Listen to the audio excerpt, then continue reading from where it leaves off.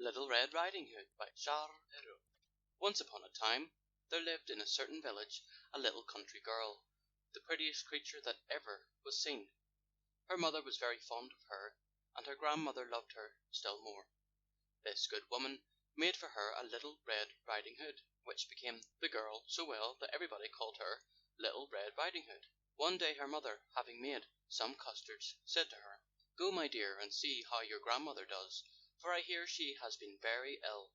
Carry her a custard and this little pot of butter." Little Red Riding Hood set out immediately to go to her grandmother's, who lived in another village. As she was going through the wood, she met Gaffer Wolf, who had a very great mind to eat her up, but he dared not, because of some faggot makers hard by in the forest. He asked her whither she was going. The poor child, who did not know that it was dangerous to stay and hear a wolf talk, said to him, "I am going to see my grandmother, and carry her a custard and a little pot of butter from my mamma." "Does she live far off?" said the wolf. "Oh yes," answered Little Red Riding Hood. "It is beyond that mill you see there, the first house you come to in the village." "Well," said the wolf, "I'll go and see her too. I'll go this way and you go that, and we shall see who will be there first." The wolf began to run as fast as he could, taking the shortest way, and the little girl went by the longest way, amusing herself by gathering nuts, running after butterflies, and making nosegays of such little flowers as she met with. The wolf was not long before he reached the old woman's house. He knocked at the door. Tap, tap, tap. "Who's there?" called the grandmother.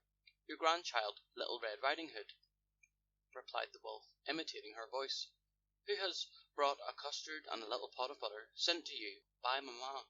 The good grandmother, who was in bed because she was somewhat ill, cried out, "Pull the bobbin and the latch will go up." The wolf pulled the bobbin and the door opened.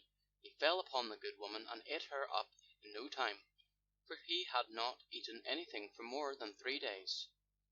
He then shut the door, went into the grandmother's bed, and waited for Little Red Riding Hood, who came some time afterward, and knocked at the door. Tap, tap, tap.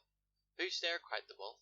Little Red Riding Hood, hearing the big voice of the wolf, was at first afraid, but thinking her grandmother had a cold, answered, "'Tis your grandchild, Little Red Riding Hood, who has brought you a custard and a little pot of butter sent to you by mamma."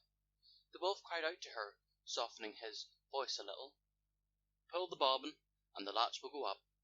Little Red Riding Hood pulled the bobbin and the door opened. The wolf, seeing her come in, said to her, hiding himself under the bedclothes, "Put the custard and the little pot of butter upon the stool, and come and lie down with me." Little Red Riding Hood undressed herself and went into bed, where she was much surprised to see how her grandmother looked in her night clothes.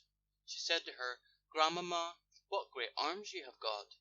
That is the better to hug thee, my dear." "Grandmamma, what great legs you have got! That is to run the better, my child." "Grandmamma, what great ears you have got! That is to hear the better, my child." "Grandmamma, what great eyes you have got! It is to see the better, my child." "Grandmamma, what great teeth you have got! That is to eat thee up." And saying these words, this wicked wolf fell upon Little Red Riding Hood and ate her all up